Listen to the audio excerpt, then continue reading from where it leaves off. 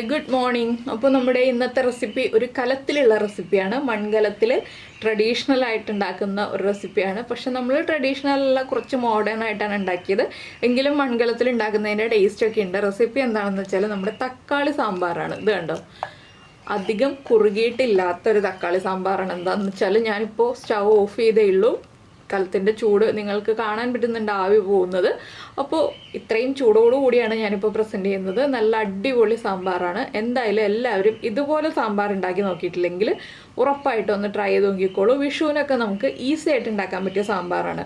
ഇതിൻ്റെ കൂടെ വേറെ കഷ്ണങ്ങൾ ചേർക്കണമെങ്കിൽ ചേർക്കാട്ടോ. ഞാനിപ്പോൾ തക്കാളിയും സവാളയും മാത്രമേ ചേർത്തിട്ടാണ് ഈ ഒരു സാമ്പാർ ഉണ്ടാക്കുന്നത്.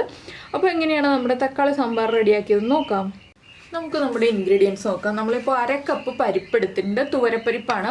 240 ml കപ്പിലാണ് ഞാൻ മെഷർ ചെയ്യുന്നത്. ഇത് 120 ml കപ്പിന് 1 കപ്പ് പരിപ്പ്. അതുപോലെ തന്നെ 2 വലിയ തക്കാളി എടുത്തിട്ടുണ്ട്. നിങ്ങൾ ചെറിയ തക്കാളിയാണ് എടുക്കുന്നതെങ്കിൽ 5 or 6 തക്കാളി എടുത്തോളൂ. വലിയ തക്കാളി ആയതുകൊണ്ടാണ് ഞാൻ 2 എടുത്തത്. അതുപോലെ 2 സവോള എടുത്തിട്ടുണ്ട്. 2 സവോളയും വലിയ സവോളയാണ്. ചെറിയ സവോളയാണെന്നുണ്ടെങ്കിൽ 4 സവോള വരെ എടുക്കാം. പിന്നെ പച്ചമുളക് എരിവനുസരിച്ച് എടുക്കുക. ഞാനിപ്പോൾ 2 പച്ചമുളകാണ് എടുത്തിട്ടുള്ളത്. നല്ല എരിവുള്ള പച്ചമുളകാണ്, അതുകൊണ്ടാണ് 2 എടുത്തിട്ടുള്ളത്. അപ്പോൾ ആദ്യം നമുക്ക് ഈ പരിപ്പൊന്ന് കഴുകി വൃത്തിയാക്കിയിട്ട് കുക്കറിലിട്ടിട്ട് വേവിക്കാൻ വയ്ക്കാം. കുക്കറിലേക്ക് കുറച്ച് കാര്യങ്ങളും കൂടി നമുക്ക് ആഡ് ചെയ്യാനുണ്ട്. ഞാനൊന്ന് പരിപ്പ് കഴുകിയെടുക്കട്ടെ. ഞാനിപ്പോൾ കുക്കർ എടുത്തിട്ടുണ്ട്. കുക്കറിൽ പയർ വേവിച്ചിട്ട് ഇപ്പോൾ എടുത്തേ ഉള്ളൂ കേട്ടോ. അതുകൊണ്ടാണ് കുക്കറിൻ്റെ സൈഡൊക്കെ അത്ര പെർഫെക്റ്റ് അല്ലാതിരിക്കുന്നത്. ഇത് തൂരപ്പരിപ്പ് തന്നെ എടുക്കണം ഈ ഒരു സാമ്പാറിലേക്ക്. നമ്മൾ അല്ലാതെ വേറെ പരിപ്പുകൾ എടുത്തിട്ടുണ്ടെങ്കിൽ പെർഫെക്റ്റ് ആവില്ല. പിന്നെ നിങ്ങളുടെ കയ്യിലുള്ള പരിപ്പിൻ്റെ കുക്കിംഗ് ടൈം അനുസരിച്ച് ഞാൻ പറയുന്ന ഇതിൽ വ്യത്യാസം വരാം. എന്താണെന്ന് വെച്ചാൽ എൻ്റെ കയ്യിലുള്ള പരിപ്പ് ഒറ്റ വിസിലിൽ നന്നായിട്ട് കുക്കായി കിട്ടും. ഇതിലേക്ക് ഒരു 1/4 ടീസ്പൂൺ കായപ്പൊടി ചേർക്കുന്നുണ്ട്.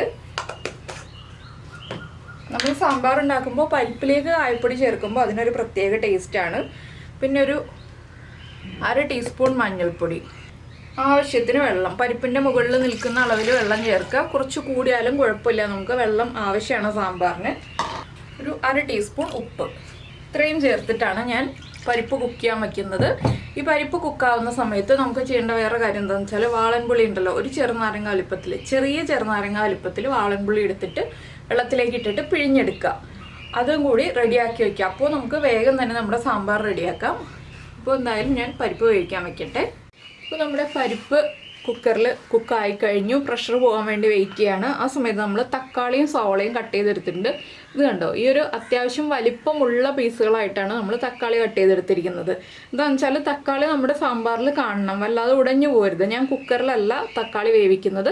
നിങ്ങൾ കുക്കറിലാണെങ്കിൽ വെയിറ്റ് ഇടാതെ വേവിക്കുക കേട്ടോ. കുക്കറിൽ വേവിക്കുകയാണെങ്കിൽ വെയിറ്റ് ഇട്ട് വേവിച്ചിട്ടുണ്ടെങ്കിൽ തക്കാളി ഉടഞ്ഞു പോവും.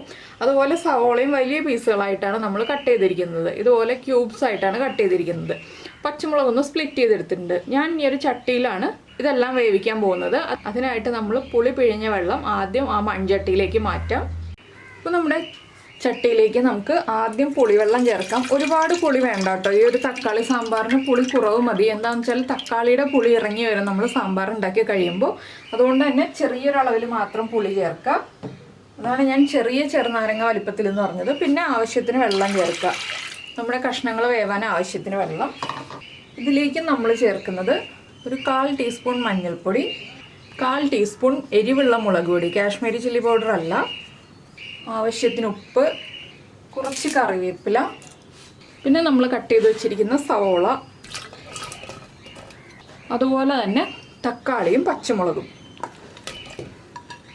ഇതിൻ്റെ ഒപ്പം നിൽക്കുന്ന രീതിയിൽ വേണം വെള്ളം ചേർക്കാനായിട്ട്. ഒന്ന് ഇളക്കി നോക്കുക. വെള്ളം കുറവാണ്, ഞാൻ കുറച്ചുകൂടി വെള്ളം ചേർക്കുന്നുണ്ട്. ഒരു 2 കപ്പ് വെള്ളം ചേർത്തിട്ടുണ്ട്. അപ്പോൾ ഇനി ഇതൊന്ന് കുക്കായി വരട്ടെ. ഒരുപാട് ഉടഞ്ഞു പോകുന്ന രീതിയിൽ കുക്കാവരുത്, ഒന്ന് ഹാഫ് കുക്കാവാനേ പാടുള്ളൂ. അത്രയും സമയം കൊണ്ട് നമ്മുടെ കുക്കറിൻ്റെ പ്രഷറൊക്കെ പോയി പരിപ്പൊക്കെ റെഡി ആയിട്ടുണ്ടാവും.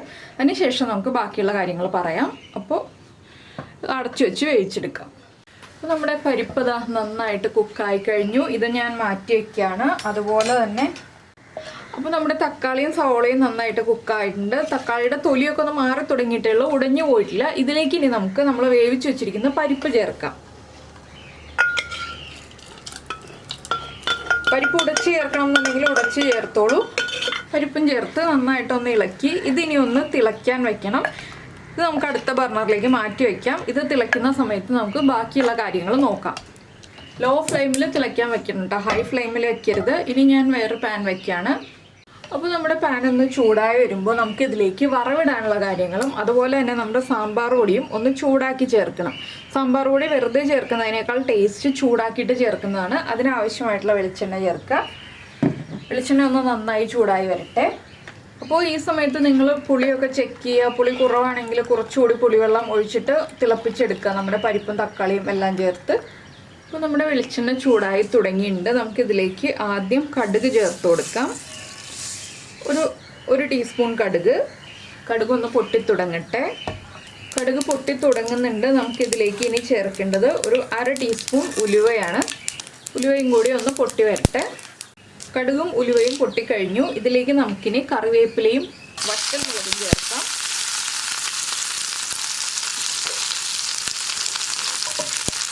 ഫ്ലെയിം കുറച്ച് വെക്കുക. ഇതിലേക്ക് ഇനി ഞാൻ ചേർക്കുന്നത് സാമ്പാർ പൊടിയാണ്. ഒരു 2.5 ടേബിൾ സ്പൂൺ സാമ്പാർ പൊടി ചേർക്കുന്നുണ്ട്. നമ്മൾ വറുത്തരയ്ക്കാത്ത സാമ്പാർ ആയതുകൊണ്ട് 2.5 ടേബിൾ സ്പൂൺ സാമ്പാർ പൊടി ചേർക്കുന്നുണ്ട്. അത്യാവശ്യം നമ്മുടെ സാമ്പാറിന് ചെറിയൊരു കൊഴുപ്പൊക്കെ വേണ്ടേ.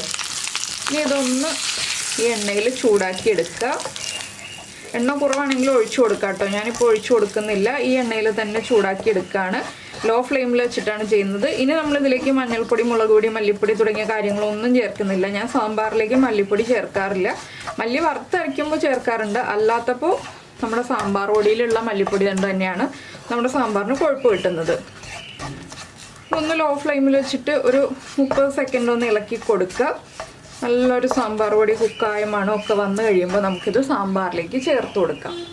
അപ്പോൾ നമ്മുടെ സാമ്പാർ പരിപ്പ് ചേർത്തിട്ട് തിളച്ചുകൊണ്ടിരിക്കുകയാണ്. ഇനി നമ്മുടെ സാമ്പാർ പൊടിയും വറവും എല്ലാം കൂടി നമുക്ക് ചേർത്ത് കൊടുക്കാം.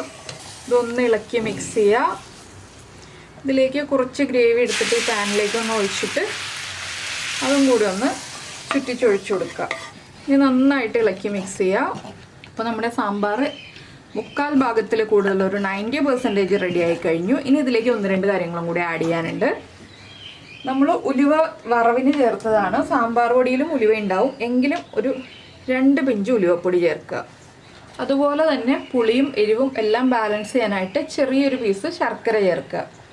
പിന്നെ നമ്മൾ ചേർക്കുന്നത് മല്ലിയിലയാണ്. മല്ലിയിലയും കൂടി ചേർത്താലേ സാമ്പാർ പെർഫെക്റ്റ് ആവുള്ളൂ.